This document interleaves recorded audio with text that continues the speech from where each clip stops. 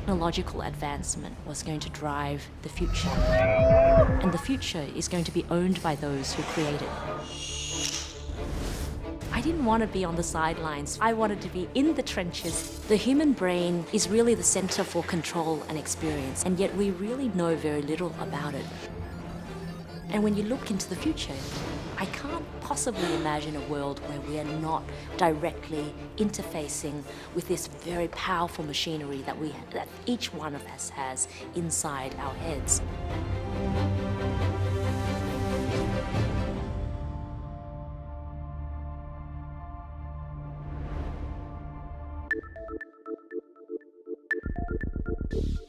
The first time I remember walking into the office and the team said, "We've got it, it's working."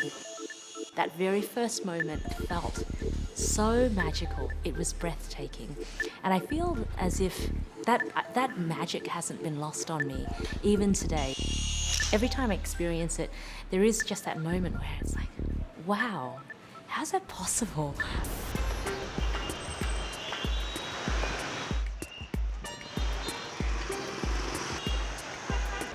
So I'm at Trung Vuong High School today and talking to two students who are Year 8 students who have implemented a bionic arm control using only thoughts. And so they found the EMOTIV technology and they've created this incredible demonstration. I'm so proud of them, it's incredible. He's thinking about a certain image and then we train so that the system recognizes that action. And then we assign that action to closing the hand. EMOTIV is all about creating a technological platform that allows us to really connect with our brain in a way that's never been possible before. The brain is made up of billions of neurons. When the neurons interact with each other, the chemical reaction emits an electrical impulse. What we do is we measure those electrical impulses using a headset that just you put on your head. It's totally non-invasive. And then we use machine learning to interpret those electrical impulses, and we translate those patterns into commands or into meaning, so turning on the lights with your mind, or control a robot arm, or drive a car. When Tan was 8 or 9, she was always dreaming of moving things by thinking of it. She always tell me that, "Mom, I just wish I move this and it's moved." In her 30s, she already make it happen. I was born in Vietnam, and in 75, when the Vietnam was reunited, my mum was 18 and she had 2 daughters, and she realized that it would be very difficult for us to have the kind of future that she would hope for her children, for her daughters, and she decided that it was necessary for us to leave Vietnam in search of a better future. It was a very difficult choice that my family made. It ended up being and resulted in the separation of our family. So at that time, Tan saw her father waiting there, and he hugged her and her sister, and he promised them that you go and be safe, and we will meet again in a week. He remained in Vietnam and was never able to follow us. Unfortunately, he ended up being put into prison. Tan and her mother and sister lost track of him for years. And in fact, we didn't meet after 35 years later. And my sister and I grew up with my mother as being the sole parent. And I think that in many ways that shaped my experience of life. And I was a 4-year-old refugee. I came out on a boat. We spent 5 days and nights in the South China Sea. And I remember as a little girl, just snippets from that experience, but it was very dark in the night. At the time when the sea very rough, they were scared and they hold on to me very tight. And I keep telling them that it will be okay, and then I just keep reassure them and they trusted me 100%. And when you're on the ocean with no lights except for the lights from the stars, it's pitch black. And after running out of food and water, we were very lucky that we had found we kind of just ran into a British oil tanker. They gave my mother two options: either they would give us some more petrol or more fuel and some food and water and help us navigate to Malaysia or the Philippines, wherever we wanted to go. Or if we sank the boat, then they would be able to they could get a SOS, a distress call, and they would be able to save us. And my mother said it took her a split second, and she looked around, there's like 161 people on the boat, and it was clear to her that she only had one choice, and that choice was to rescue everyone. And then all of us, the whole 162 people on the boat, we all kneel down and thanks, and pray and thanks. The men on the rig, they decided that, okay, we'll take you on board. And it was very sad that moment we lost one person who didn't survive the journey, but the rest of us survived. And we spent 3 months in a refugee camp along with very large rats, the size of cats. I remember those guys, they weren't too friendly. And then by the time we got to Australia, it was amazing. On the flight into Australia, peering out of the window, it was a really incredible feeling because Australia gave us so much more. It was really expansive, not just in terms of geographic space, but also the room to expand our horizons, to start again, but to pursue opportunities that we would never have imagined had we not taken that leap. I remember walking down the gangway from the airplane. So I told Tan and Min to bend down and touch the ground. And I said, this is a very special land that you should bend down and touch it. It's very special. And we thought, oh, wow. So we got to the ground, we bent down, touched the ground, and we looked up and we said, Mom, it doesn't feel very special. And my mum said, then make it special in your minds. Tan, from that moment, I think that she feels something that is really special because it really happened special in her mind at that moment. And it was so symbolic, what she said to us, but that's the way that we have thought about that moment of landing in Australia, starting a new life in a new land, and the sacrifices that were made to get to that point. Sorry, I just need a tissue. Being a refugee, being poor, facing racism, exclusion, being shaped by what happened in the past is not exceptional at all. What she made of it is exceptional. My goodness, his story is amazing. He just drove a Formula One car with his mind.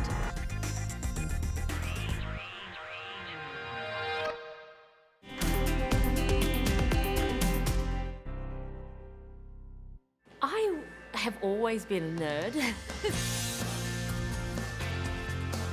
As a child, I was very curious, but I was very studious. I would say I was goody two-shoes. Pretty boring. A square, as I often say. Australia back 35 years ago is what we're approximately talking. It was pretty different. A lot of the immigrants from Southeast Asia would come here, and at that time I think it's fair to say that we were very much a minority. It's quite challenging growing up in a place where you look different to everybody else. You have a totally different history, you eat totally different food, you go home and speak a totally different language. There was always this issue about, well, do I speak my home language or do I only speak English? Do I rebel against my parents trying to impose these customs on us, or do I just embrace everything and go with the flow? Now looking back, I think it had a very powerful effect in terms of helping me form a perspective of of being an outsider and how I could use that to my advantage. Because never really fully fitting in means that you feel quite comfortable pushing outside your comfort zone in order to find, new opportunities. When she set her mind into something, she will put all her energy into it. Your vision when you're not exposed to a lot is somewhat limited, and that was how I found myself. And when I was 20, I was very fortunate to win an award in Australia called the Young Australian of the Year Award. Well, the interesting thing about Tan is that she's extremely humble. So when she first told me that she had been honoured in this way, I thought to myself, well, what for? She had gone out and she had engaged in all of these community activities. So helping people from her community, from the Vietnamese community, settle into Australia, offering translation services, offering services to help them go out and get jobs and assimilate. And so when she announced, she was Young Australian of the Year, it took me by surprise because I didn't know that she'd done all of these things. Honestly, I couldn't believe that it was even possible. It stretched my comprehension of reality well beyond what was reasonably possible. How on earth did this unknown actually, girl from Footscray end up Young Australian of the Year? And I remember walking up to give so shaken emotionally when I took the podium. She didn't do it for any award. She didn't do it for any recognition. She did it because she felt compassion, strongly compassion for her people, for the people like me. She can see her own family is an example. Once I became Young Australian of the Year, I started to see so many more examples of what success could look like, rather than my mum's idealized version of success being doctor or lawyer. There's very narrow possibilities there. It's amazing in one way if you find a young person who has a certain bent or talent and they pursue that and become the best. But Tan Le thought she was going to be a lawyer. It was clear to me that I needed to get out before I had a mortgage, before I had commitments, before anything else could tie me down and make that decision more difficult. So off I went, and I told my mother. As a mother, I was very, very worried, very afraid of her decision. But Tan is a brave one. She is full of courage. And so I started looking around and found myself drawn to the world of technology. She gave up her legal career and then started her own company when she only 23. I had been reinventing myself, so community service, then a young lawyer, then a software entrepreneur. All of those steps were foundational steps. They were learning steps in order to find something that would captivate my imagination and fire my heart. We're talking about someone who's trained in law and that basically is shaking the entire neuroscience world because she had the vision.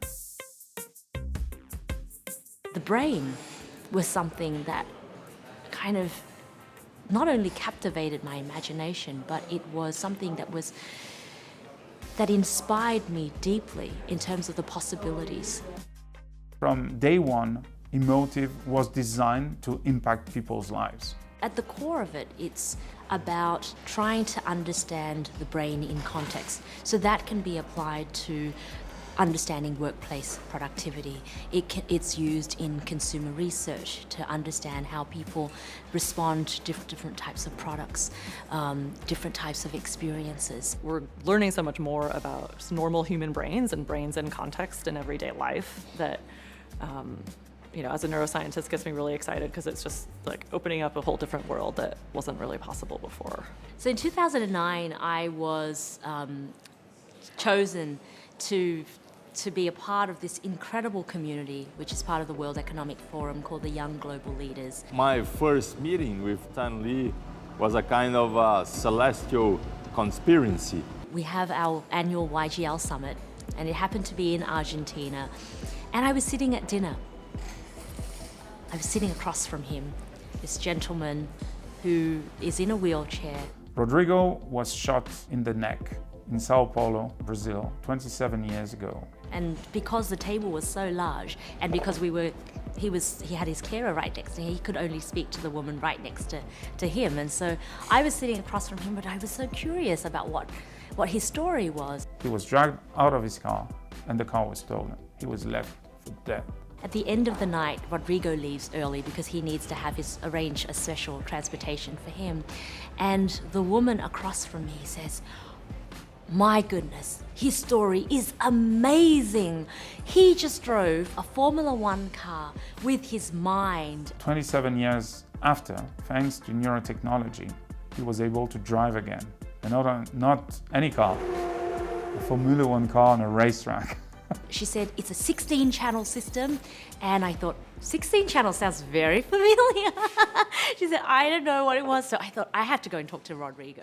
So I go up to Rodrigo and say, "Rodrigo, I was sitting across from you. I didn't get a chance to talk to you, but I heard you had driven a Formula One car with your mind just recently." I read that the technology that allowed me driving the car was created by a company named EMOTIV, whose founder was called Tan Le. And I said, "Wow, tell me more about the technology that you used." Because I didn't want to be presumptuous to say that, "Hey, did you use my technology?" I said, "Well, tell me more about it," to try and elicit the response out of him. And he said, "Oh, I was using a 16... And then he looked at me and he looked at my badge and he said, "Tan Le, EMOTIV." And I said, "Yes." And he said, "Oh my goodness." So it was like a magical coincidence. Then I said, "Oh my goodness, this is incredible." I was in tears, I was so happy. He was back in control. He was back being able to drive a car despite being paralyzed from the neck down. We used a brain-computer device which maps the electricity of the brain. So that allows us to associate some thoughts or some brain patterns with some commands. And to accelerate, I thought that I was celebrating a soccer goal, which is the vision. To turn right, I thought that I was eating a delicious food, so tasting. And to turn left, I thought that I was holding a bicycle handlebar, which is touching. The brain-computer interface that was developed for this performance is being transferred for the control of the new generation of wheelchairs. And when you realize that the tech at the core of it is ours at EMOTIV, that is cheaper than a gaming console, the possibilities are endless. This technology represents a leap in human endeavour and in the possibilities that it can open up for the future.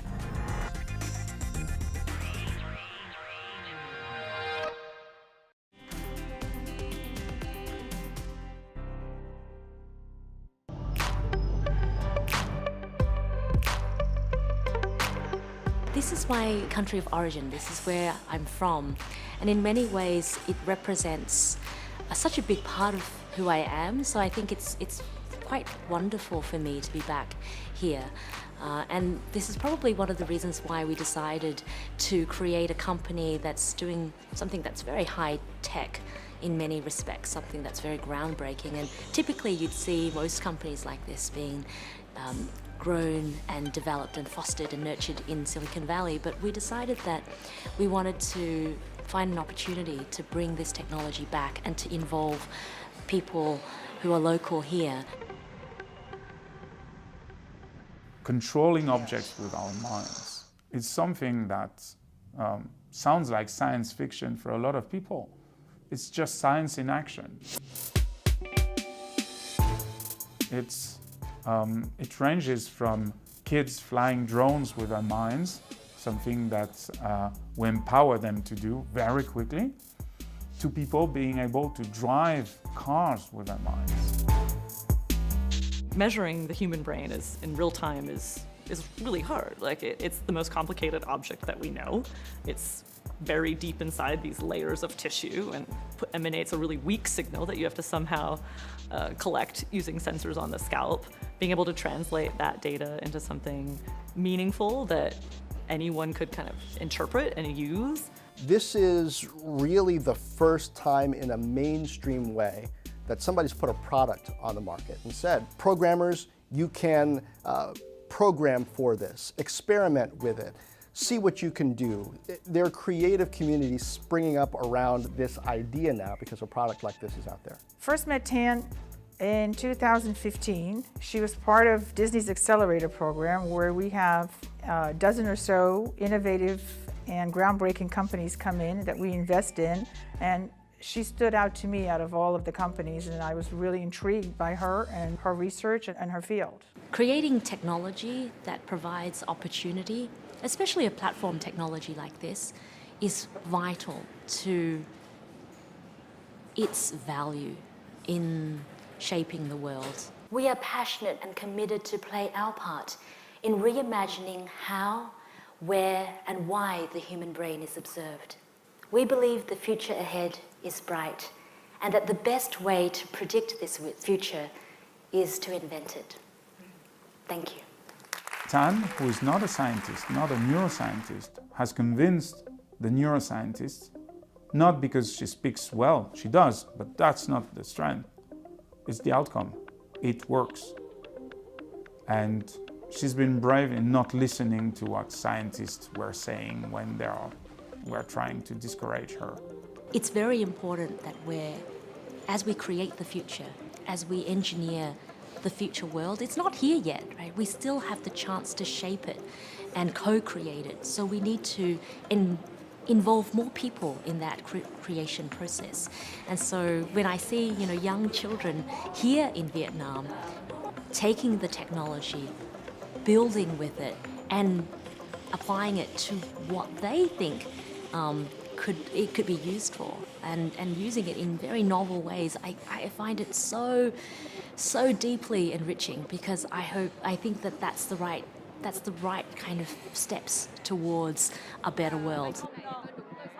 Her pursuit of excellence, her pursuit of making this technology and this research available to everyone is something she believes in with a passion, and I think there's nothing that will stop her from achieving her goals.